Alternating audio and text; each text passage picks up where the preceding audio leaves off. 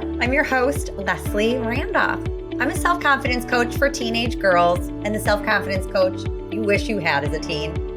Honestly, I'm the self-confidence coach I wish I had as a teen because I know I could have saved myself and my mother a whole lot of heartache if I'd only known then what I know now.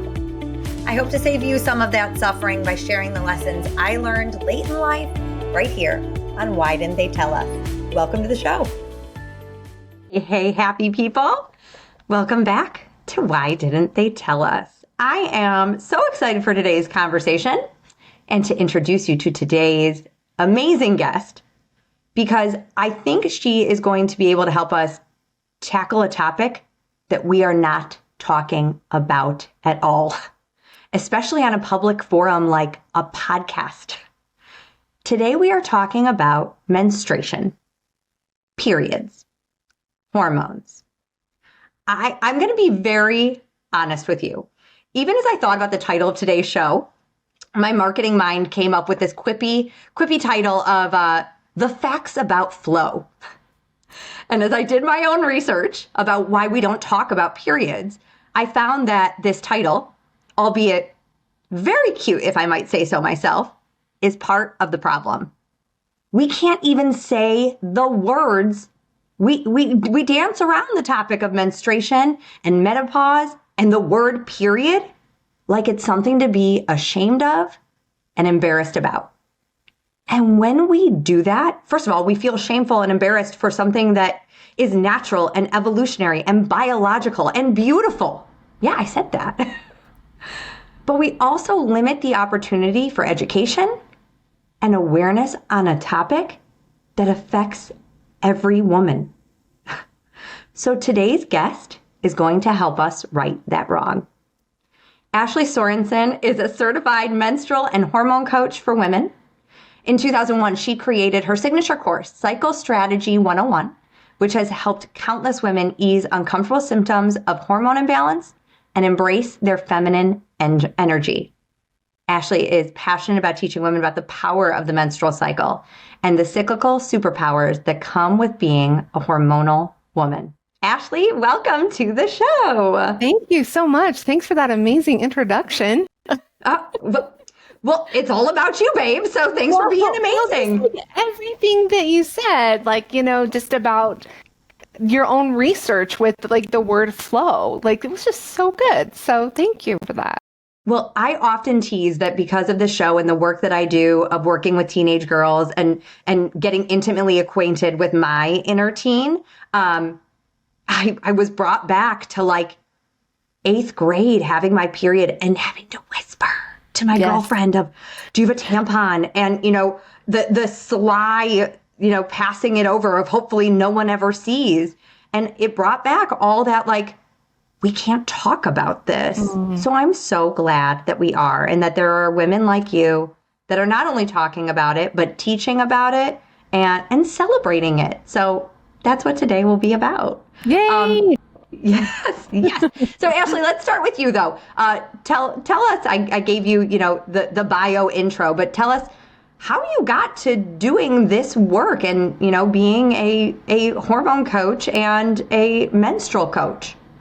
Yeah. So, I think that it all started back when I first got my period when I was 12, my periods were always painful.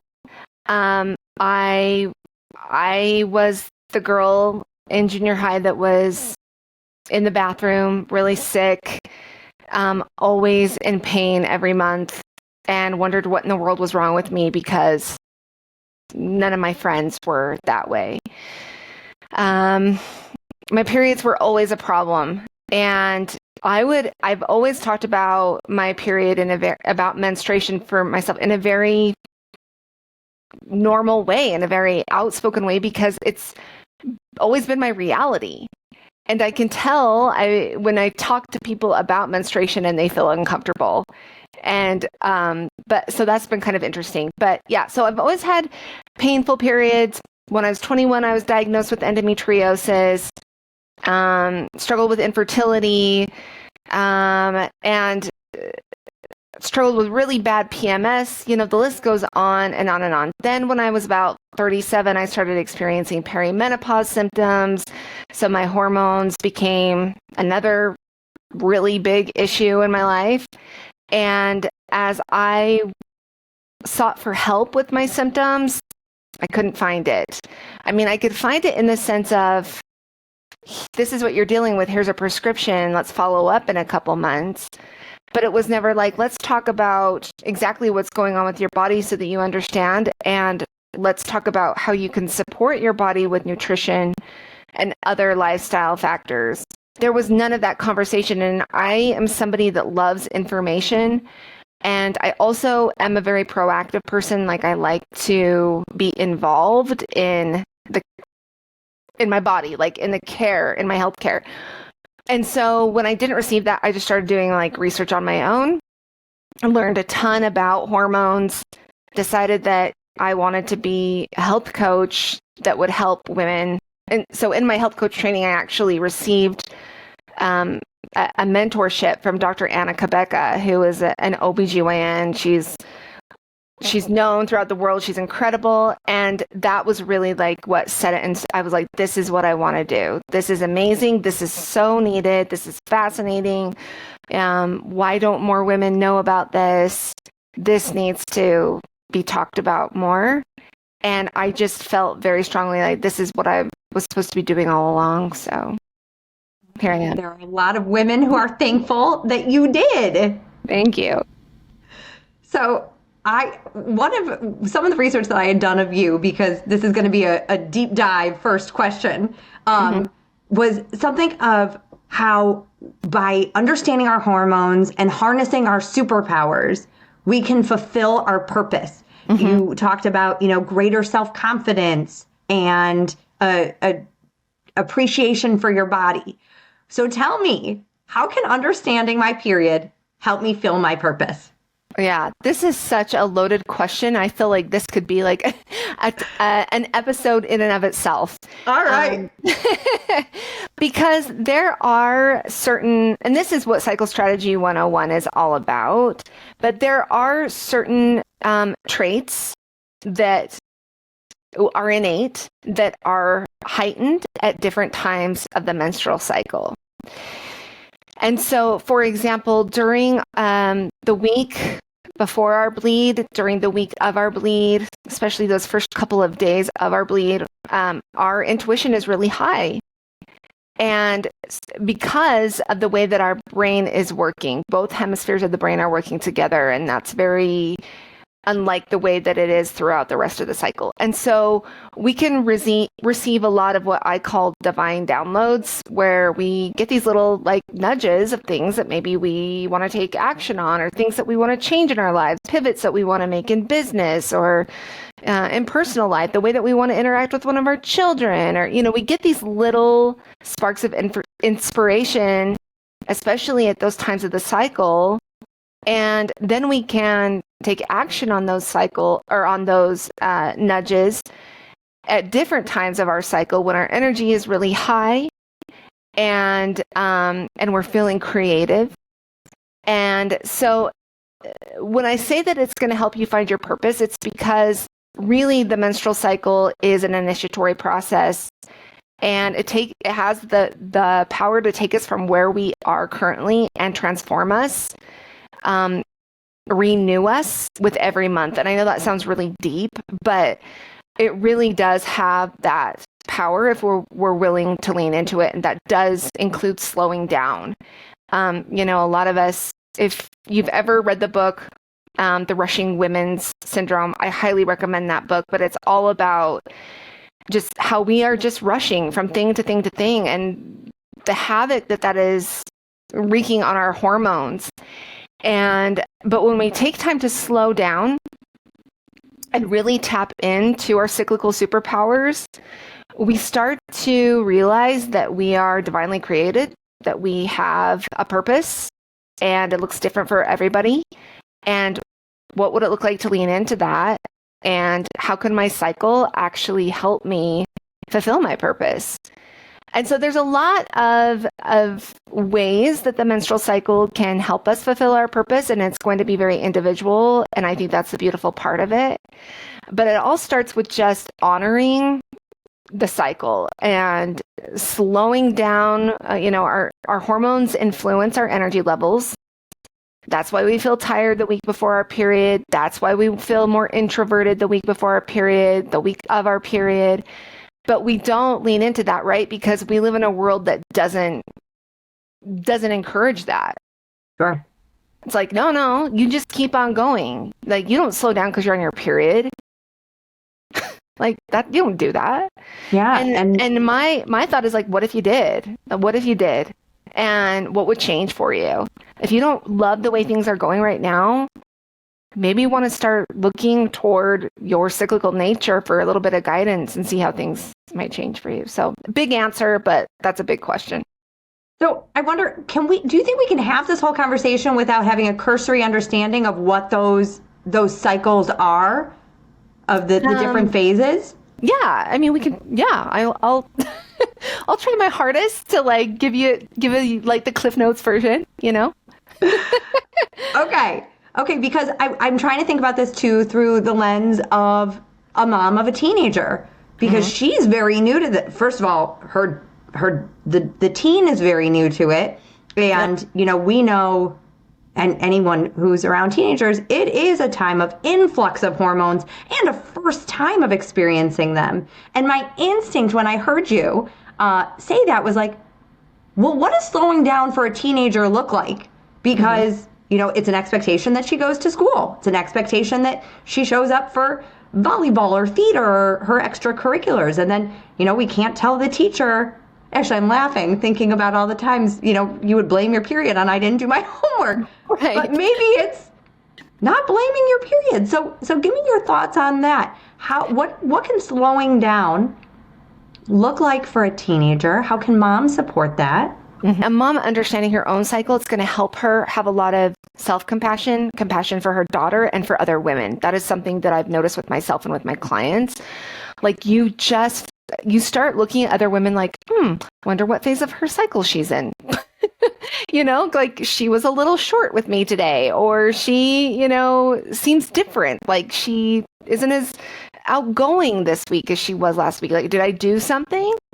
And so it's looking at life through the lens of the menstrual cycle.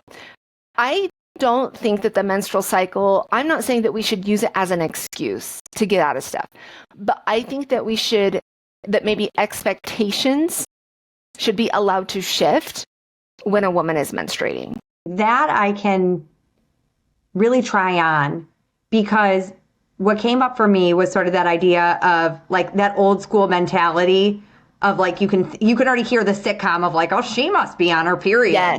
Yes. But versus this sort of layer of compassion, of understanding that perhaps that I can check in with how I'm about to respond to my daughter with a sense of where I am hormonally and a whole lot of compassion and understanding of where she is. Yes. Yes. And I think that it's really good for moms to understand the menstrual cycle, not just for themselves, although that's a huge part of it. I think it's really going to change the way that you mother, but so that you can teach your daughter that, hey, you know what? You're not the same today as you were 5 days ago. And that doesn't mean that anything's wrong with you. Because that's powerful, right? Like how many girls, I mean, I totally remember feeling that way, Leslie, like feeling like I remember my mom being like, you need to snap out of it. And thinking, yeah, like what's wrong with me? The expectation was, because I am naturally a bubbly person, a fun person, a talkative person. And except for that time of my cycle, like I just come inward and I get quiet.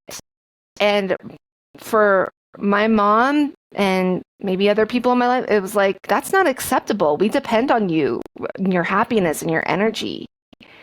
And that's a lot of pressure for anybody, but especially a child or, a teenager. It's like, Eek. So all emotions aren't acceptable, you know?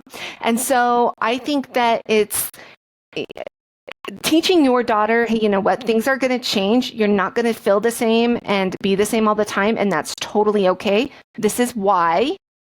It's because of your hormones. This is what they're doing. And that's how it affects your mood and your energy. And it's totally okay. And knowing that, can you see how you can maybe extend a little bit of grace to your friends? You know, and it's to yourself. And absolutely to yourself. And to me as your mom.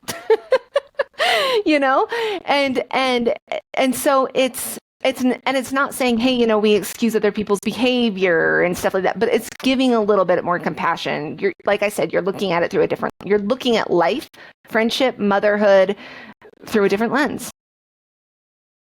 Ashlee, I think we need the Cliff's Notes. I think we need to understand what's going on with our body and when. So I'll run through the cycle. And then if your listeners want to go deeper, they can enroll in Cycle Strategy 101 with their daughter and they can take it together. I go into a lot more detail in there. So the menstrual cycle, so when I say the menstrual cycle, I'm talking about day one of your cycle, your period, until the next day one of your period. Okay. So the cycle is the entire month. It's not just that week of the bleed. That week of the bleed is your period, a nickname for the bleed, period, nickname for menstruation. So that starts on day one, is the first day that you start flowing. And at that time, your sex hormones are at their lowest levels. So estrogen is at its lowest, progesterone is not existent. And so our energy is low. And then as we move through the cycle, like usually around like day 2 or 3, estrogen starts to climb, and then we'll eventually peak around the time of ovulation, so mid-cycle. And so will testosterone, which, yes, is a male hormone, and women have it too, a very small amount, but that's what helps to give us energy, helps build our muscles, helps with libido. And so estrogen and testosterone both peak mid-cycle. After ovulation, that's when progesterone is created. And so that hormone rules the second half of our cycle.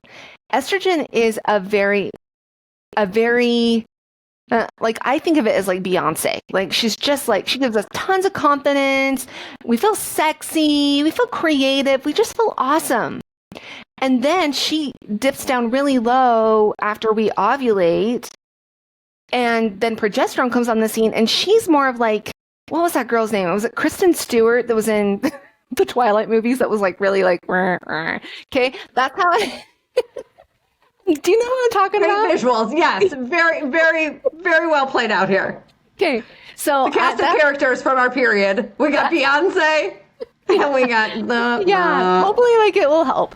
And so that's how I picture like progesterone, just kind of like, meh, you know, just a little bit more introverted. You know, that's why we want to stay home in our pajamas and watch Netflix, and we don't really feel like going out and doing all the things. And that rules the second half of our cycle. And so that's why so after ovulation, our energy slowly starts to decline, and our mood shifts and our interest shifts. For the moms out there, like your sexual desire shifts.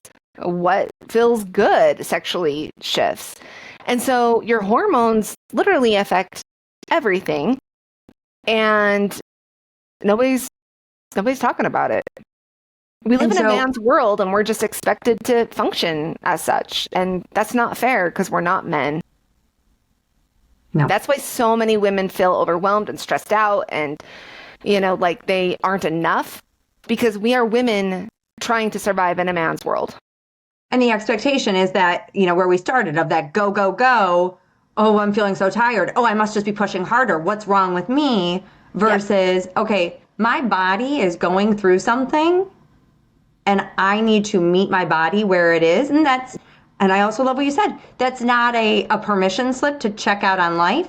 It's an opportunity for introspection and thinking, how can I care for myself the most right now? And how can I give myself and those around me so much more grace? Because this is happening for every woman who has a bleed. Right. And like, it's so cool, Leslie, because like when you think about, from day 3, when estrogen starts to climb up until, through ovulation, that is, when we feel that extra, it's like the inner lights dim down really low and our outer lights come on, and we want to serve. We want to do all the things for our kids and our spouse and the neighbors, and we want to be super involved, and we're doing for other people.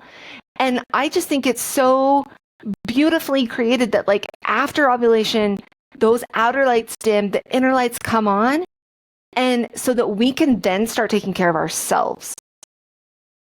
We can start paying attention to our needs. We can start doing the introspection. Like that is needed. That is needed for personal evolvement, and we're not honoring it. And that's what I mean when I say like, oh, that's why so many women feel resentful, because we're not taking that time to come inward. And there's literally a space designed in the menstrual cycle to allow you to do that. So I'm going to go off script again, Ashlee, but you're doing so great with me throwing these at you. So during that time of introspection, how can you care for yourself? How can you use that time to fulfill and, fill your cup? Yeah, I think that this is very individual and comes with like trial and error or experiment. And I think it's fun to decide or to experiment with what lights you up and what fills your cup. A lot of women have no idea, right? They're like, I don't know. I just care for my family. I don't know what I like to do.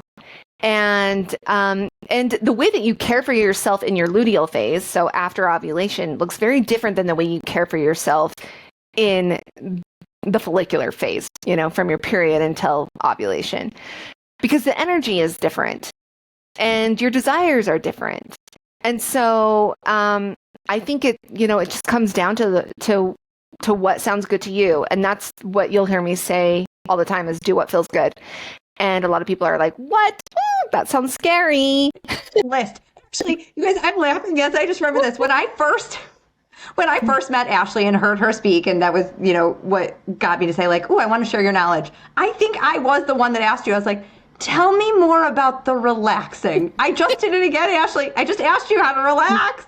Yeah. No, I drank that Kool-Aid. I am definitely a go-go-goer. And, I need this episode as well because I think we are all conditioned of like, keep it going, hustle, more output as moms. And if, depending on what your world looks like, if it's a mom and then a mom as a business owner, if it's a teen with, extracurriculars out the wazoo and the academic pressure, that's a lot on our plate. And so when we are feeling lower, because that is what our body needs, I go back to it. There's something wrong. I got to push harder. I'm just not motivated.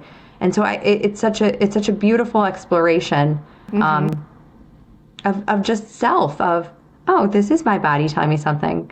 Oh, yes. I need to understand how to relax. And I need to find a way, there's mindset stuff there too of like, this doesn't make me lazy. This doesn't make me weak. 100%. This doesn't mean something's wrong with me. This means this is at the core of self-confidence. This is me loving myself and taking care of me the same way I would for a friend who was going through a moment where she needed some solace, some slowdown, some space. Yes, absolutely. I think you nailed it right on the head. I think that, when I say slowing down, it's not like you go from 60 miles an hour, 80 miles an hour to a complete stop, right? Like think of the full moon. It's not tonight's a full moon. It's not going to be a half moon tomorrow or the dark moon tomorrow, right? It's a slow waning. And that's how our energy is. It's not like a complete drop off. It slowly wanes. And so we just lean into that. And it all starts with asking ourselves what sounds good today, or what, and setting really, I think that the menstrual cycle. So I call this menstrual cycle awareness, and menstrual cycle awareness is powerful because it helps you learn how to set boundaries, which a lot of women struggle with because we don't want to hurt anybody's feelings. But the menstrual cycle encourages you to do that, right? Because it's like, you've got to say no somewhere. You got to prioritize what you want. And so you really got to learn to, you've only got so much energy to give. And so you need to be intentional about where you're going to give that. And that means setting boundaries and saying no to some things so that you can say yes to others. Yeah, I think that that's critical. And particularly, I mean, I was going to say as a teen, but for all of us. And that also demands what Ashlee said of like knowing what you want and what feels good. So like, what are your values? Where am I going to give my energy? And that again is unique to each household and understanding the expectations that you have in your own. If it's, academics are priority, then that's what's going to get the energy when yours is waning. If, the social piece is the priority, then, okay, you know what? You don't need to study tonight. If you need connection, like let's focus on connection. So just really understanding what is the priority and making sure that there's an alignment of expectations within your household. Yes. Yeah. And that going back to like your question, I think that, like I said, we're not using the menstrual cycle as an excuse. We're just allowing expectations to change and things to shift a little bit. And so, what does studying look like in your follicular phase? What does it look like in your menstrual phase? What does it look like in your luteal phase? What does sports or extracurricular activities look like at different times of your cycle? So when I am working with a woman, that's the first thing we start with is like, okay, let's talk about tracking your cycle. Every day you want to just be tracking what day of your cycle you're on, and your mood and your energy. Let's just start with that. Because after you've done that for a few months, you're going to start seeing patterns in your mood and energy, depending on where you are in your cycle. And then when you have that information, you can then kind of plan your life around it. So you know that, okay, from day 20 to 28, I want to make sure I have less on my schedule. And days 7 through 14, I don't mind it if my days are packed full because I have the energy and the desire to do it. But days 20 through 28, it's a no-go. So I need to make sure that I leave that space open on my calendar. Do these phases and the cycles, right when you get your period, we can trust this like the moon? Yeah, so it's a little bit different. Like when you first start your period, like your cycles might be a little bit wonky for the first year or so as your hormones kind of get established and regulated. And so it's normal for, a young woman's cycles to kind of be sporadic. But once they get into a rhythm, then yeah, you can plan on it. And so mom could just be aware of her own, because that will indicate how she's showing up and how we're responding to our kids' tones or the towel left on the floor or my son's soccer stuff that is still under the dining room table, which I like, why? Yeah. So that you're mindful of it. But then you can also then say, okay, so maybe this is why she's struggling a bit at school this week. Maybe this is why she's been more short with her friends or, made this decision to, leave this friend group just to be able to have more understanding of where she's at. Yes. And I think that, doing it with your daughter, like print out a calendar where you both can track it and then talk about it every day. If you can know where your daughter is in her cycle at any given time, and she can know where you are, like that can really change the relationship between a mother and daughter. And there's some young women that are going to be like, what? I'm not doing that, and that's where like the mentorship of a mom to be like, let's talk about this. Let's talk about where we are in our cycle and like kind of the superpowers that go along with it. And, a mom saying, I'm on day whatever of my cycle today, so I might need a little bit more patience. And then we don't take things personally. We can try. Yeah. Yeah. Oh, we just have easier. because we have that. Oh, yeah. So I think that's a really great tip of how to help teens navigate the transition of talking about it, like educating yourself, because like I said, we didn't talk about this. I had the pleasure of hearing Ashlee talk once, and I was like, this is knowledge that I think is so necessary, because we talk about hormones and we talk about the negative side of them, but there's not really an understanding much about them. Right. Yeah. So we're taught that it's something we got to overcome. Yes. Not embrace. There is an equal lack of education about menopause. Mm-hmm. And that I have friends who are going through menopause and they feel so abandoned, and there's just, why are we not talking about this? Mm-hmm. Like, where is that shame and that stigma? Another loaded question for you. I know. It's sad. It's sad that menstruation, menopause, they're not things that we talk about. They're very like hush hush. And so because like our moms weren't taught it from their moms, like they don't really tell us anything. And like the cycle just continues on. And I really would love to see that cycle broken, because it's all natural and normal, and it's going to happen to every woman. Unless you've had a complete hysterectomy, you're going to hit menopause. Even if you've had a hysterectomy and as long as you've got an ovary, you're going to go through menopause.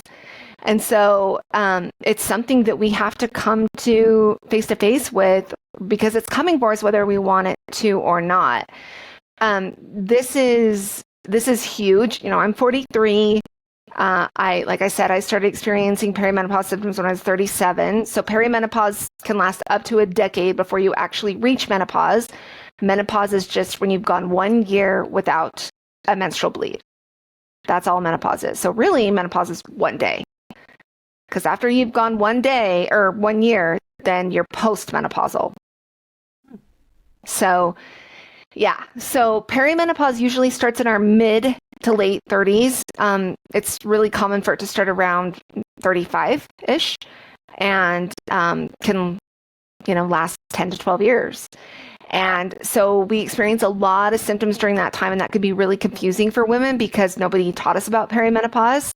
And so they go to the doctor, and the doctor's like, well, because one of the first things that happens in perimenopause is our symptoms become irregular, or our cycles become irregular.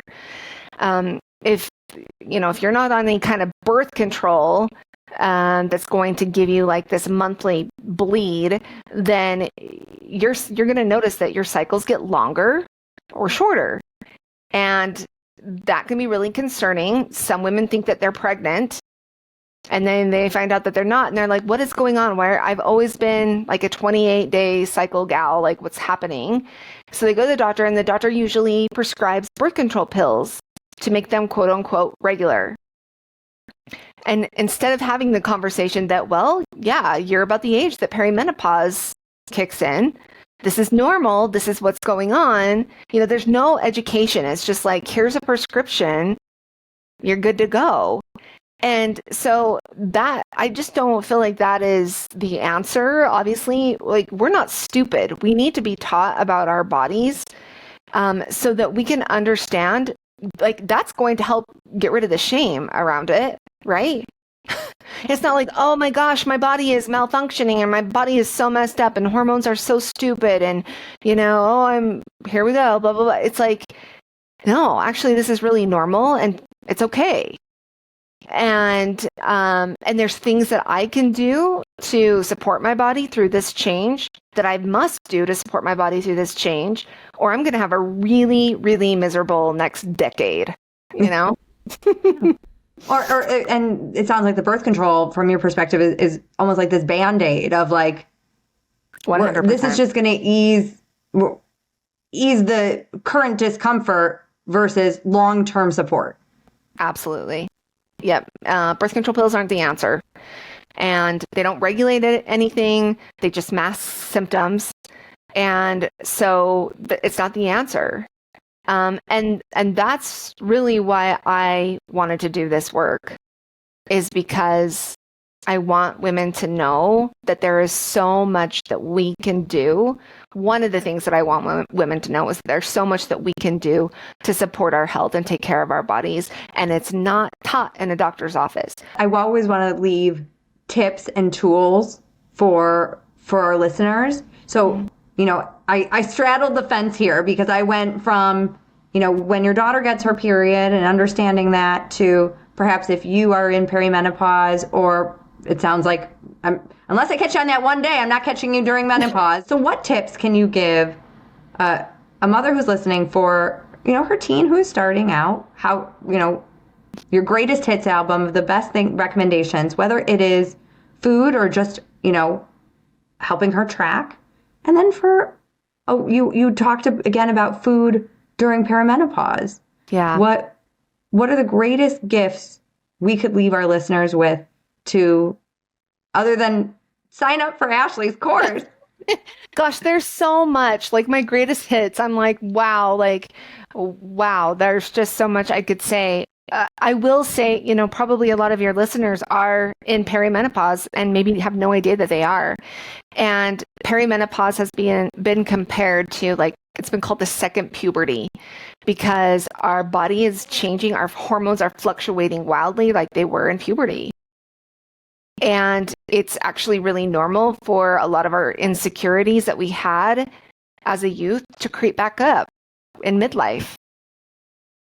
If things weren't handled, like maybe you've got body image issues or, issues around food, that stuff can creep back up when you're in perimenopause. So that's something to be really aware of. When it comes to food, I want to make it clear that I love Western medicine. Well, I appreciate Western medicine. I know there's really good I worked as a nurse before I came into coaching, and so I'm grateful for the work that they do. And I'm not trying to demonize Western medicine, but I think that it is missing a big part of it. And so when we can learn how food affects symptoms, if your daughter struggles with really bad periods or really heavy periods, try taking out dairy. Usually that's all it takes. A lot of times that's all it takes, is just removing dairy from the diet or greatly reducing dairy. Inflammatory foods like dairy, gluten, sugar, caffeine, soy, some grains. I would just pay attention to how those things affect your daughter and her mood and her physical symptoms. It sounds like for yourself too, because it's actually Absolutely. A very beautiful parallel, because chances are if you have a teenage daughter, and I'm making a grand assumption here, you are most likely going through perimenopause. Yeah. That you are in that, and you are both in it together. And I often say I coach teenage girls, but I coach the teenage girl that still exists in you and me. Mm-hmm. And it's so interesting to hear that a lot of the women that I work with later in life are once again going through this hormonal shift that is bringing out all those teenage insecurities. Yep. And I love something that you said earlier, and it just was so underscored just now. This can be such an opportune time for connection with your daughter if you both go the journey together. Mm-hmm. Because you are more alike than you are different. Your hormones are where they are both just on a journey and of ups and downs. And if you can bring that into the relationship, it's such an opportunity for collaboration versus the clashing that could happen during these years. Yes.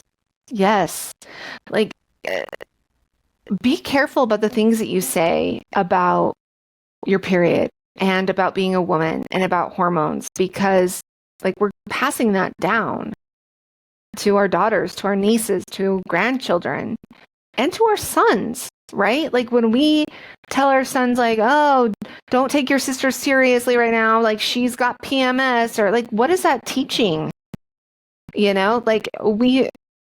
It's teaching other people they can't take us seriously. And it's also teaching our daughter and ourselves, we can't be taken seriously. I'm crazy for half the month. That's not right. That's not fair. And so I think that that would probably be my greatest hits, is watch what you're saying about your cycle and about being a woman, because your daughter is hearing every word, and that's going into her brain, and whether she's consciously or subconsciously, consciously aware of it or not, it's in her subconscious, and she's going to pass that down. So Yeah, like all of the things, I remember clear as day the day that I started my period and all the emotions that came with it. And I feel a lot of those emotions right now as a 43-year-old. But it's a beautiful time to reevaluate my life and what I want for the second half of my life. That's available to us. And perimenopause is a great time to evaluate. Beautiful times of the month to have that introspection and think about the future you and to show up as your best self. There's a lot of mirroring there as well. Absolutely. I mean, how cool is it that we get to push the reset button? Quite literally, like every month when we start a new bleed, it's like push the reset button. What do I want to do differently this month? Self-trust is such a critical part of cultivating self-confidence, and that's something I teach in my one-on-one practice. And I think part of that is, getting to know yourself, and that includes your body and its hormones, and to understanding you. All right, Ashlee, then before we sign off, tell people where they can find you. I am on Instagram quite a bit. So my Instagram is at Hey Ashlee, ASHLEE, Noel, NOEL. Even if you just click like my highlight bubbles on Instagram, I have so much information that you really can binge. I also have a podcast. It's called A Bit Better Every Day. And so you can catch me there. Ashlee, thank you so much. Why didn't they tell us that there is nothing taboo about talking about our hormones? There's nothing taboo about talking about our period, menstruation, menopause. It is up to us as women to have these conversations, to get very curious about our bodies, to approach our body with love and compassion. And I thank you, Ashlee, for giving us the space to do just that today. Thank you, Leslie. Till next time, my friends. Love what you hear? Well, I'd love to hear from you. You can find me at confidencecoachforgirls.com. That's confidencecoachforgirls.com. Or email me at lesliethelifecoach@gmail.com. That's lesliethelifecoach@gmail.com. Hope to hear from you.